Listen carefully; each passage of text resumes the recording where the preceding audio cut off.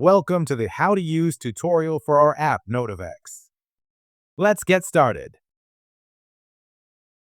This is the welcoming screen. If you would like to learn how to set our app up, you can follow this link that should be on your screen. Allow me a few seconds to quickly set up.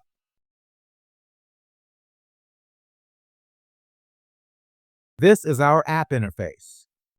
On the top, you'll see an option called Disable All Services, which when checked will disable all the services created by you in NotiVex until you enable them again. Let's leave it unchecked for now.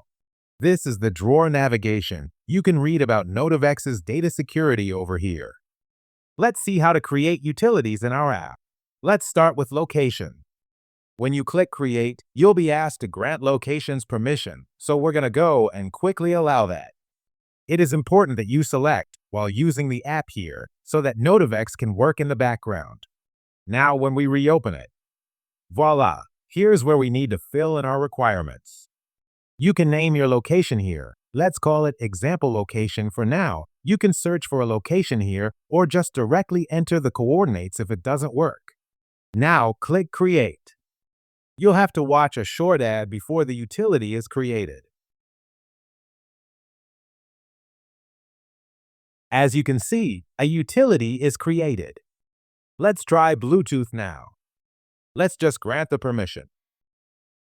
When we reopen it, you'll be able to see your paired devices here. Let's try the time utility now. Select a time you want and then click Create.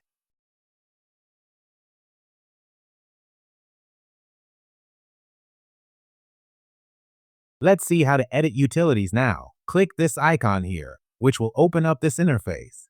Select the utilities you wish to delete and click Delete Selected. Well, that's about it. We hope you have a good experience on our app and leave a humble review on the Play Store. Thanks for watching.